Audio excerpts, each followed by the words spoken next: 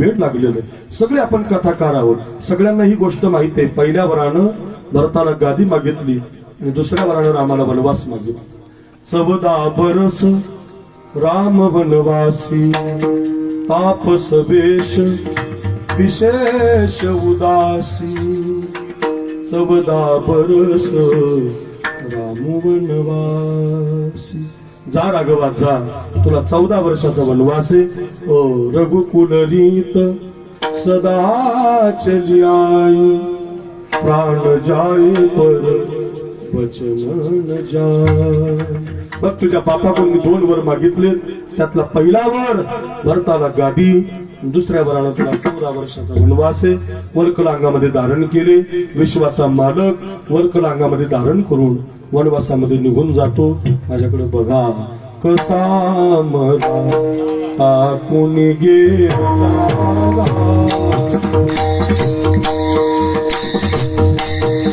कसा टाकून गेला, कसा टाकून गेला.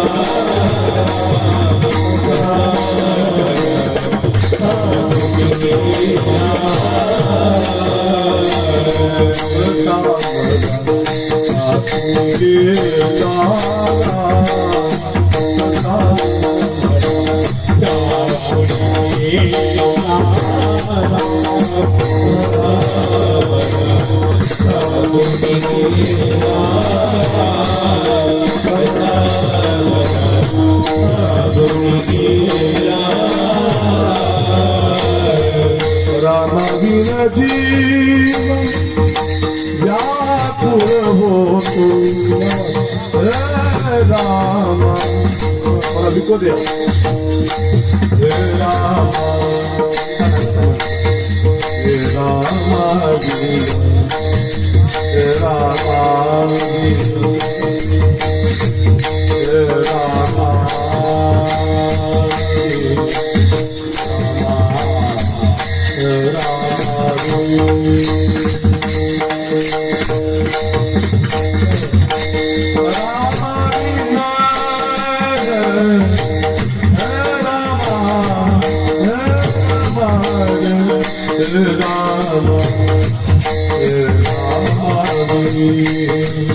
रामा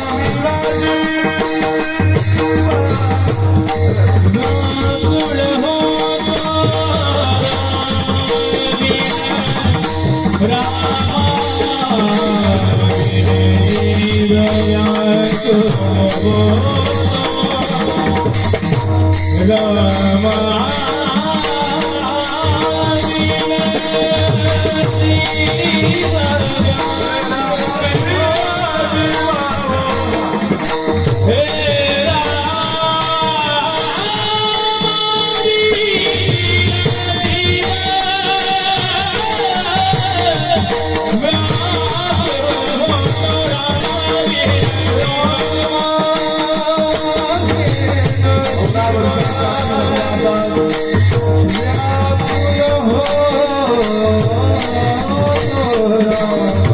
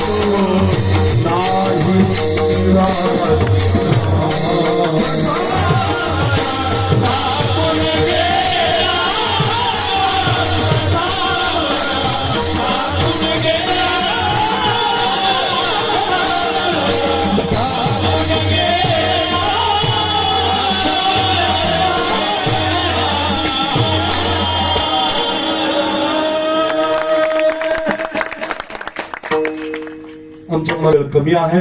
प्रभू वनवासामध्ये निघून गेले. सगळ्यांना ही कथा माहिती आहे. मला प्रारब्धाबद्दल सांगायचंय.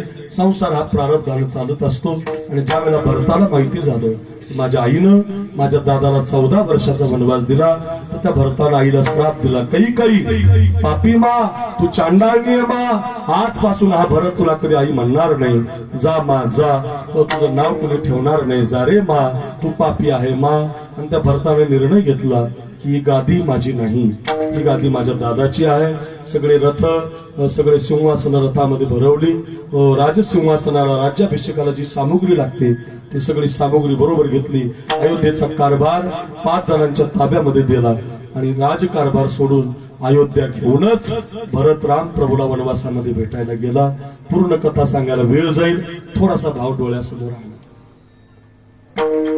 भरत चला रे अपने भैया को मना, भरत चला रे अपने राजा को मना, राजा को मनाने भैया को मनाने, भैया को मनाने राजा को मनाने, राजा का अधिकार राजा को मना.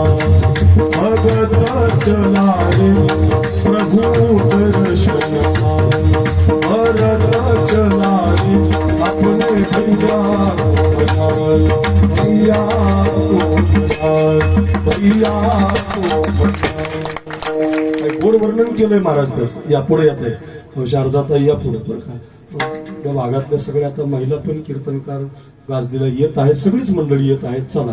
अवध राम को अर्पण करने प्रभुता प्रभु चरणों में धरने, राम काज के काज सवारे माताए चली संग प्रजा के, भरत चला रे अपने राजा को मना. आधी घेऊन गेला, सिंहासन घेऊन गेला. वेळ कमी आहे. पोहोचला भरत आणि पोहोचल्यावर रडायला लागला. प्रभू मला माफ करा म्हणायचा. माझं चुकलंय. काय महाराज शिकण्यासारखं ज्याचं चुकलंच नाही ना महाराज तो माफी मागतो, ज्याची चुकी नाही तो माफी मागतो. माणूस चुकी होऊन माफी मागत नाही, काय हरकत आहे. मी म्हणतो ना, कायम हात जोडा, माफी मागायला शिका, देवाला माफी मागायला शिका, संतांना माफी मागायला शिका. भाई यश मिळतो महाराज. माणसाला लहान व्हायचं म्हणलं की फार कंटाळा यायला लागला. खरंच सांगतो, माफी मागायला शिकलं पाहिजे. चुकी नसतानाही माफी मागतो बघा भरत. चुकी नाही माझी, मला माफ करा, माझं चुकलंय प्रभू, माझ्या आईचं चुकलंय, ही गादी तुमची आहे, सिंहासन तुमचं आहे, परत चला, परत चला, हे परत तुम्हाला घ्या. आता ती रात्र रामायणातली फार गोड आहे. त्यावेळेला रामचंद्राने त्या भरताला समजून सांगितलं, ते मला तुमच्या पुढे मांडायचे फार गरजेचं आहे. संसारिकाने कायम ऐकलं पाहिजे, रोज ऐकलं पाहिजे. ऐका ऐका, रामचंद्र त्या भरताला म्हणतात, हे भरत असं रडू नको, दुःख करू नको. दैव जात दुःखे भरता, त्याच्यातला पहिला शब्द आहे बघा, दैव म्हणजे प्रारंभ, नशीब, ललाटे जे लिहिले त्याच अर्थाचे शब्द आहे ते. दैव जात दुःखे भरता, दोष ना कुणाचा, शब्द फार गोड येतात. पराधीन आहे जगती पुत्र मानवाचा, दोष ना कुणाचा, दोष ना कुणाचा, दोष ना कुणाचा. भरत एवढं रडू नको, नाराज होऊ नको. ऐक रे भरत, ऐक ना, ऐक ना. माय कैकईना दोषी नव्हे दोषी तात, राज्य त्याग कानन यात्रा असे कर्मजा. खेळ चाललासे माझ्या पूर्व संचिताचा, पराधीन आहे जगती पुत्र मानवाचा, दोष ना कुणाचा, दोष ना कुणाचा, दोष ना कुणाचा. परत नाराज होऊ नको. दोन गोष्टीतून सुटला कोण प्राणी जात, दुःख मुक्त जगला कारे कुणी जीवनात. काय शोक करीसी वेड्या स्वप्नीच्या फळाचा, पराधीन आहे जगती पुत्र मानवाचा, दोष ना कुणाचा, दोष ना कुणाचा. लक्षात ठेव भरत, जा परत जा. सगळं सांगायला वेळ नाही, जा परत जा. अयोध्येत हो तू राजा, रंक मी बनीचा. 14 वर्ष तू राजा आहे, 14 वर्ष मी वनवासी आहे. बापाचं वचन पूर्ण करू, तुझ्या प्रारब्धाचा तो भाग आहे, माझ्या प्रारब्धाचा हा भाग आहे. बघा मी कशासाठी एवढी गोष्ट सांगितली तुम्हाला. संसार कितीही प्रयत्न करा, तू प्रारब्ध